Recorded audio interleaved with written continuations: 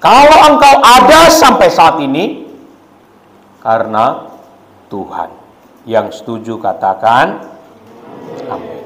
Cara saudara memandang kehidupan ini bisa membentuk pola hidupmu. Cara kita memandang kehidupan ini bisa juga menentukan, mempengaruhi cara kita memandang Tuhan. Jadi kalau engkau menganggap hidup ini sangat susah, maka engkau memandang Tuhan juga terpengaruh. Kadang-kadang kita hanya memandang dari keterbatasan kita. Kita tidak bisa memandang sebagaimana halnya, sebagaimana adanya. Karena kita adalah manusia yang terbatas. Kita memandang persoalan itu dari sudut pandang kita yang sangat terbatas. Tetapi kalau kita berjuang memandang dari sudut pandang Tuhan, maka semua bisa berubah. Amin. Saudara, dulu orang tua, keluarga memandang saya, manusia kurang ajar. Manusia. Sampai bapak saya waktu saya mau ke Jakarta, bapak saudara tahu? Bapak saya bilang gini, kalau kita udah babi dari kampung, jangan lagi babi di perantauan. Itu bahasa ngeri banget itu. Masa pesan-pesan mau berangkat merantau bahasanya begitu. Harusnya nangis-nangis gitu, peluk-pelukan seperti biasanya dia. Bapak kamu mau tinggalin bapak ya, gitu harusnya. Ya kan? Biasanya mau merantau begitu. Baik-baik kau omongnya gitu. Karena pernah melihat begitu. Sampai nangis-nangis, sampai lap-lap air mata. Apalagi mamanya dipeluk, mau lepas. Tapi saya beda. Kalau kita udah babi dari kampung, jangan lagi babi sampai di perantauan. Berarti saya ini dianggap apa ini? Dulu. Ngeri. Sedih saya mengenangnya. Kalau nggak bisa jadi manusia, ya udah jadi jagalah aja. Kata orang tua ya. Orang tua memandang saya apa? Memandang dari sudut pandangnya. Ini manusia kurang ajar, nyusahin, nggak aman di kampung. Kita tidak melihat hal-hal sebagaimana adanya. Kita melihatnya seperti keadaan kita. Itu sebabnya kadang-kadang kita bisa curiga kepada Tuhan. Curiga. Kalau itu sudah terjadi, waduh, kita rugi. Kita melihat dari keterbatasan kita. Nah, Bapak Ibu, perspektif Anda akan mempengaruhi Anda. Akan mempengaruhi cara Anda dalam melakukan banyak hal. Jika perspektif kita benar, maka kita bisa benar melakukan banyak hal. Akan mempengaruhi cara saudara menginvestasikan waktu. Bagaimana saudara memandang waktu itu? Dari pola hidup saudara, cari cara saudara beribadah, akan bisa teruji. Saudara menganalisa sendiri bagaimana Anda memandang waktu tersebut, kesempatan tersebut. Perspektif Anda mempengaruhi Anda mempergunakan semuanya. Kalau saudara salah memandang tentang uang, maka perspektif saudara akan salah dalam mengelola keuangan. Kalau salah tentang suami saudara, maka saudara akan salah dalam memperlakukan suami. Atau sebaliknya istri, guru, atau sebaliknya murid. Perspektif seseorang menentukan langkah seseorang. Kalau saudara bekerja menganggap pekerjaan saudara adalah masalah, maka saudara akan malas-malasan hendak berangkat bekerja. Perspektif begitu berbahaya. Maka pandanglah dari sudut pandang yang benar. Perspektif saudara mempengaruhi cara Anda menggunakan semuanya, menggunakan uang, menggunakan talenta Anda, serta bagaimana membangun hubungan, relasi, bahkan bagaimana dengan pasangan, bahkan dengan Tuhan. Ya. Oleh sebab itu, dalam memandang kehidupan yang pertama kita harus melihat bahwa kehidupan kita di dunia ini adalah training, ujian. Cara memandang kehidupan yang pertama, kita akan mengetahui bahwa kehidupan kita di dunia ini adalah sebuah ujian. Kita hidup di dunia ini yang sangat singkat ini, dan memang ujian itu nggak pernah lama, singkat dan terbatas. Di dunia ini pun kita terbatas, dan saat kita ada di dunia ini, kita sedang masuk dalam sebuah training. Kehidupan di dunia ini adalah sebuah ujian. Amin. Kehidupan saudara dan saya di dunia ini adalah sebuah ujian ataupun ada trainingnya. Setelah di training, diuji. Saudara, kata ujian ataupun cobaan ataupun godaan dan pemurnian dalam Alkitab dibahas lebih dari 200 kali loh. Lebih dari 200 kali. Berarti kalau sampai Alkitab mengulang-ulang pemahaman ini, kalimat ini, berarti itu adalah hal yang sangat penting supaya kita sadar. Berarti dengan kata lain, dimanapun saudara berada, siapapun pasanganmu, dimanapun engkau berada, siapapun pasangan hidupmu, apapun pekerjaanmu, persoalan, ujian, cobaan, pemurnian, dan kata yang lain lagi akan tetap menemani kita. Ingatlah, itu tidak akan pernah jauh, selalu bersahabat. Kenapa bersahabat? Dia yang ingin bersahabat dengan kita, kita nggak ingin bersahabat dengan dia. Oleh karena dia cinta banget dengan kita, maka dia nggak mau melepaskan kita.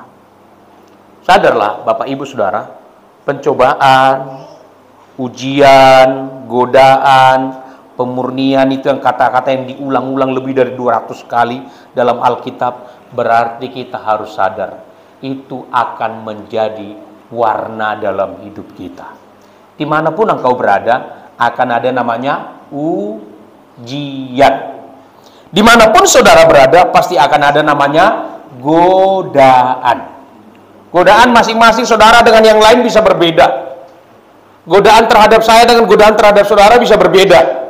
Godaan terhadap orang yang bekerja di kantor dengan godaan yang orang yang bekerja contoh sebagai buruh, tukang ataupun buruh kasar yang lain, itu berbeda. Masing-masing kita pasti akan menghadapi namanya godaan, ujian, ataupun cobaan. Bapak-bapak, engkau jangan berkata, aku udah tebal om imannya, aku nggak mungkin. Jangan gitu. Hindari dosa. Jangan berpikir saya gagah kuat iman saya. Dulu saya punya teman, dia bilang iman saya masih tebal katanya. Ternyata kacau juga. Saya jadi pendeta, dia jadi apa lah di kampungnya, udah pulang kampung dia. Sempat dulu dia, waduh, uangnya banyak sekali. Dia jadi money changer di bandara ya dulu ya. Waduh, sepatunya aja saya pakai dulu, saya pinjam untuk saya sekolah waktu saya masih SMTK. Pinjam sepatunya. Itu baru muncul sepatu Kervil yang kulit. Keren banget itu. Sepatu saya Kervil dulu, walaupun agak longgar, saya taruh tatakannya di bawah supaya pas, gak lepas. Sepatu saya Kervil. Dia, iman saya tebal. Ternyata apa yang terjadi?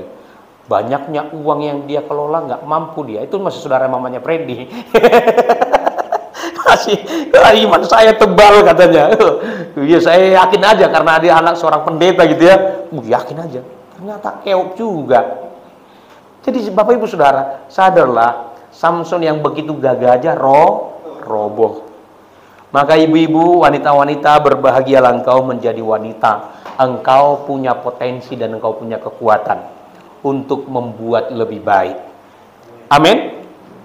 Ibu-ibu biasanya kalau ibu-ibunya benar, suaminya geradakan di luar sana, rumah tangga bisa tetap utuh. Di kampung kami banyak begitu. Suaminya tiap ini jam 5 sore udah nyanyi-nyanyi di lapot tuak sambil mabok. Saya nggak tahu uangnya dari mana, selalu bisa mabok dan lancar merokok. Anaknya di rumah makan nggak makan, yang bertanggung jawab siapa? Ibu-ibu istrinya. Tetapi bisa utuh rumah tangga itu. Tetapi saya pernah menemukan ibu-ibunya yang nakal, rumah tangganya geradakan, hancur. Tidak lama, beberapa tahun yang lalu, saya punya murid juga begitu. Mamanya yang geradakan. Karena memang mamanya cantik. Foto model gitu ya. Wah, ternyata sering dipuji-puji sama laki-laki lain, berondong-berondong lain. Dia terlena dengan pujian berondong. Dia lupa bahwa suaminya meskipun nggak mengungkapkan dengan kata-kata kosong, itu di hatinya istrinya berharga. Iya kan? Datanglah berondong-berondong mengungkapkan kata-kata kosong. Wajahmu bagaikan bulan di langit. Lalu si wanita ini merasa, wih benar ini benar. Benar ini benar. Maka ditinggalkanlah. Aduh. Lalu saya ngomong sama anaknya, waktu itu anaknya nangis-nangis.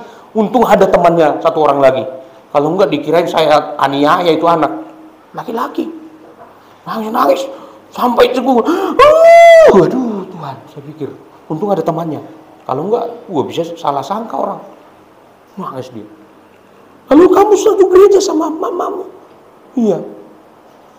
Lalu papamu lihat mamamu sama laki-laki itu gimana? Biasa aja. Nggak mungkin biasa aja. Bayangkan satu gereja. Mamanya bawa berondongnya di gereja. Maklum gereja besar. Kita harus jujur bahwa kita butuh Tuhan dalam segala hal. Jangan sampai kita merasa diri kita sudah gagah, sudah kuat, tetapi tetaplah bersandar kepada Tuhan. Ada banyak contoh-contoh dalam Alkitab yang dengan jujur Alkitab terbuka memaparkan hal tersebut supaya bisa menjadi pembelajaran berharga bagi kita. Amin.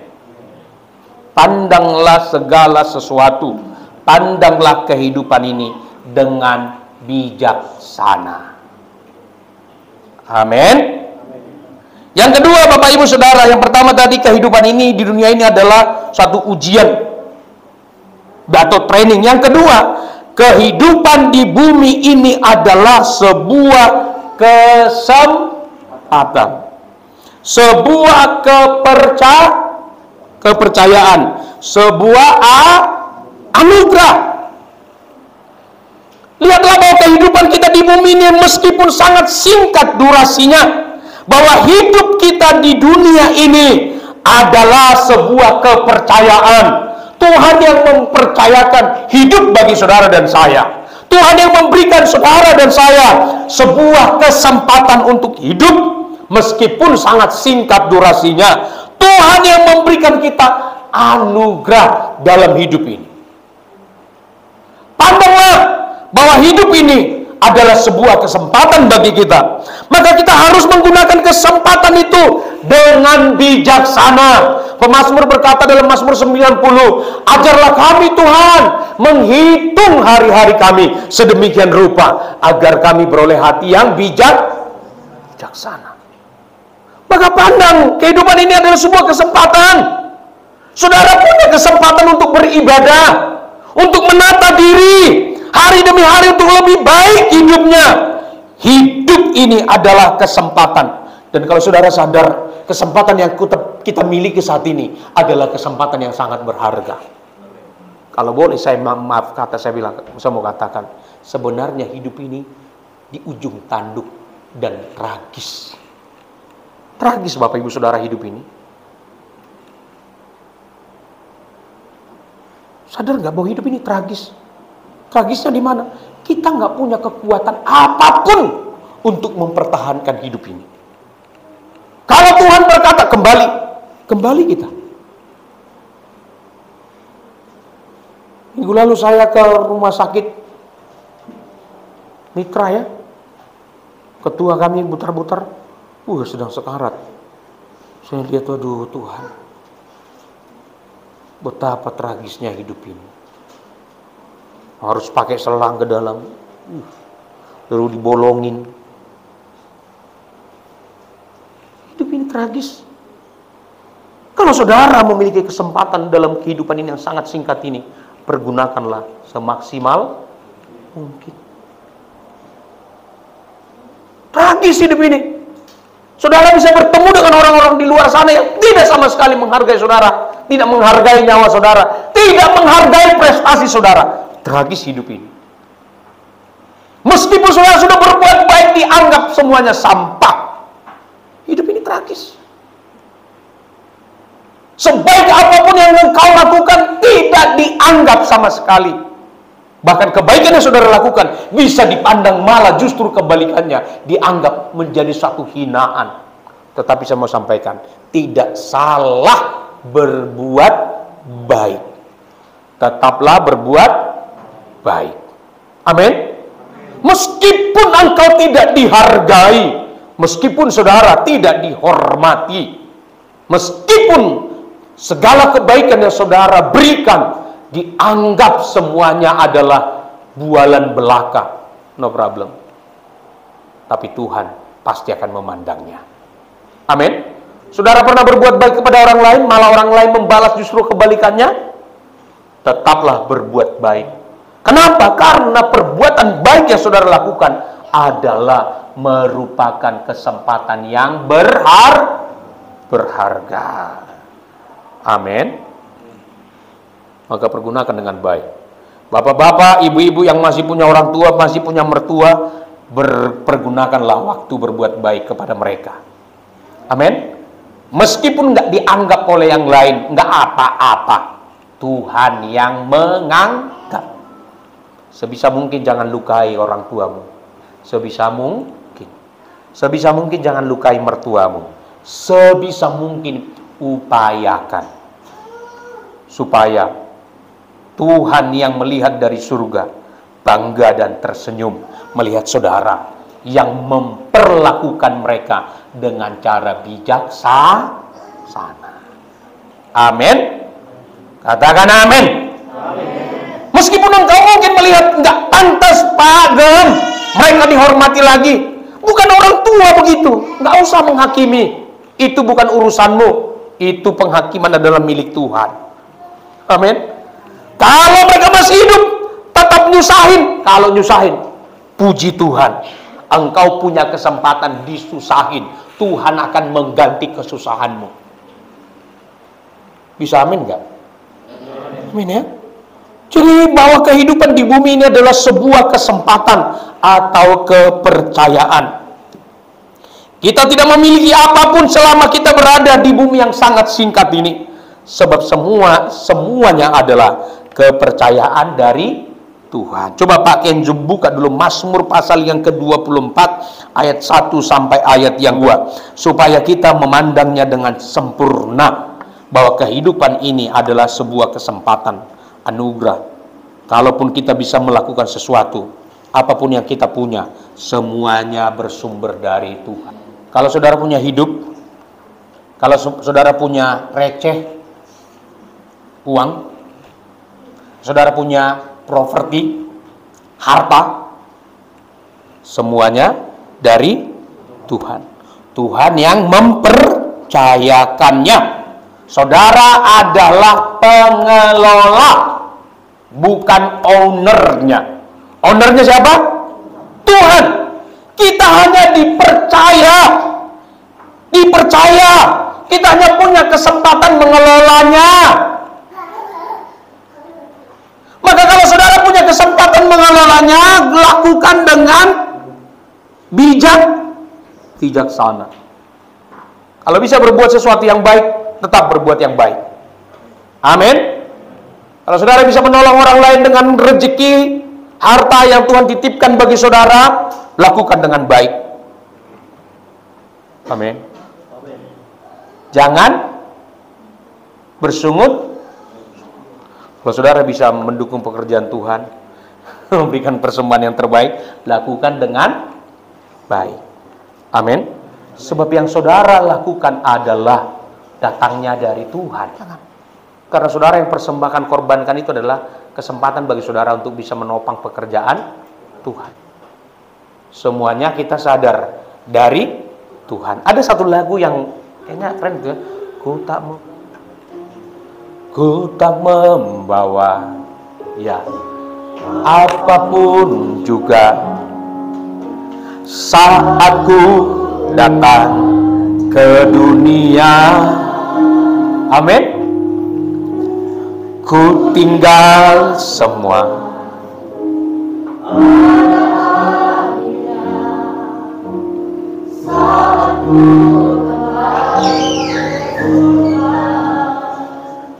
Kita nggak punya apa-apa kok, nggak bawa apa-apa. Kita datang ke dunia. Di antara saudara yang lahir wanita, tidak ada yang lahir dengan anting mutiara, nggak ada. Polos. Di antara bapak-bapak yang lahir, tidak ada yang lahir dengan bawa kalung berlian, nggak ada. Polos, bahkan baju pun kagak punya. Betul nggak, Bapak Ibu Saudara? Maka apapun yang kita punya, Tuhanlah yang mempercayakan kepada manusia untuk kita mengelola.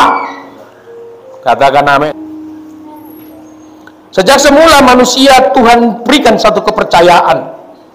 Kejadian pasal yang kedua ayat 15. Tuhan memberikan manusia kepercayaan untuk mengusahakan dan memelihara. Kepercayaan Tuhan berikan bagi manusia. Tuhan mempercayakan kita untuk mengelola dan memelihara semua, termasuk barang-barang milik Tuhan, termasuk siapapun yang Tuhan titipkan bagi saudara. Bapak Ibu Saudara, ibu-ibu, Tuhan yang mempercayakan engkau untuk memelihara, merawat pasanganmu. Amin. Tuhan yang mempercayakan saudara untuk memelihara, merawat anakmu. Bagi anak-anak, Tuhan yang mempercayakan engkau untuk menghormati, memelihara orang tuamu. Kalau engkau bisa melakukan dengan baik, Tuhan pasti akan tersenyum dari singgasana memandang perlakuanmu.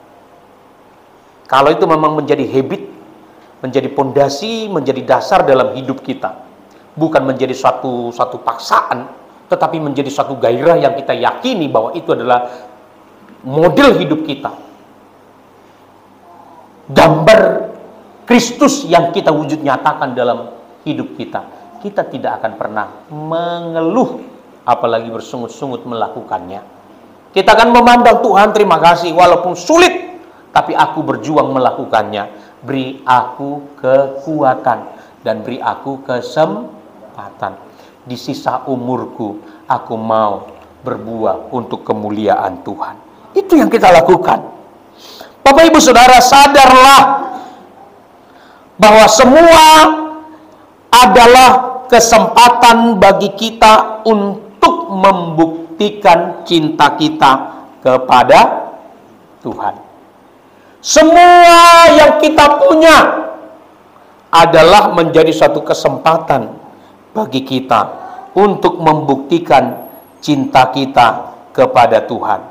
Seperti saya katakan tadi, bahwa kehidupan di bumi ini adalah sebuah kesempatan. Semua yang kita punya adalah kesempatan bagi kita membuktikan cinta kita kepada Tuhan.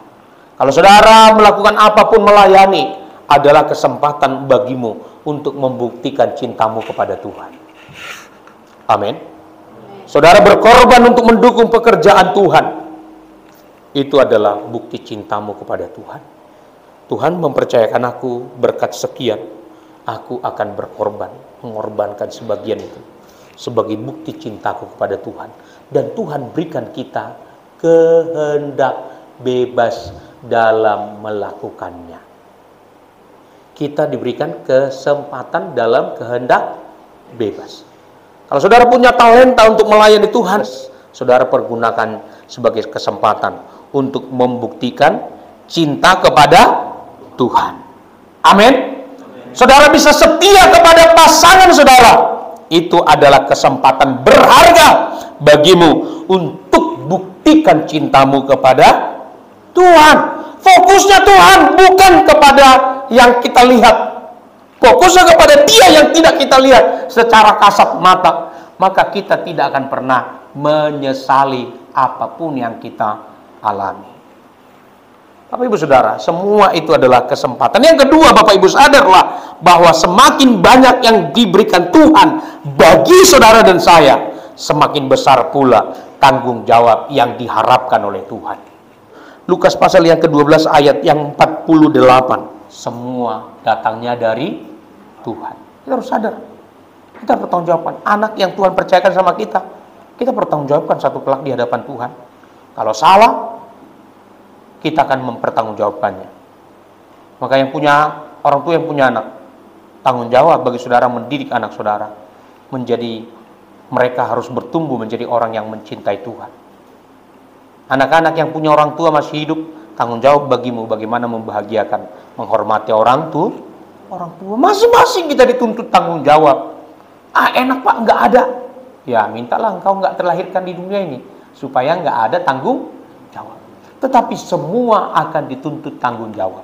Makanya dalam Lukas 16 ayat 10 dikatakan seperti ini. Barang siapa setia dalam perkara-perkara kecil, ia setia juga dalam perkara-perkara besar. Dan barang siapa tidak benar dalam perkara-perkara kecil, ia tidak benar juga dalam perkara-perkara besar. Maka jadilah orang yang benar dalam perkara kecil. Amin. Supaya saat dipercayakan oleh Tuhan perkara yang besar, saudara bisa menang, tidak binasa oleh karena kepercayaan itu. Jadilah orang yang bisa dipercaya. Amin ya. Kalau dipercayakan uang hanya 1 juta penghasilan, kelola dengan bertanggung jawab.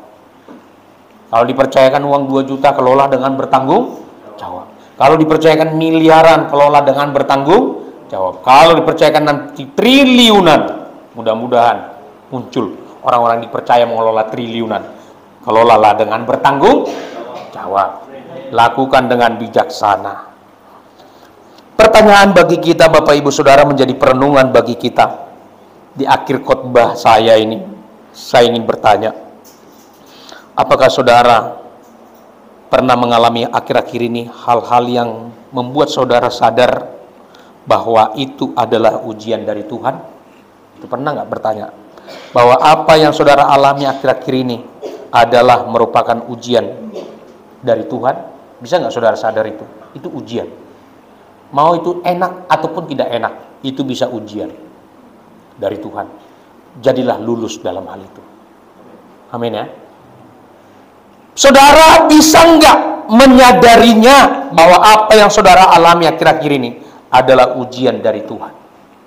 Maka kalau saudara menyadari itu adalah ujian, saudara akan bergelora, memiliki gairah untuk menuntaskan ujian tersebut, dan saudara harus bernilai di hadapan Tuhan. Yang para pelajar-pelajar, engkau ada di sekolahmu di mana engkau saat ini, itu pun bisa ujian bagimu untuk membuktikan kualitas imanmu. Jangan sampai engkau justru mempermalukan Tuhan di sana. Yang belajar maksimal.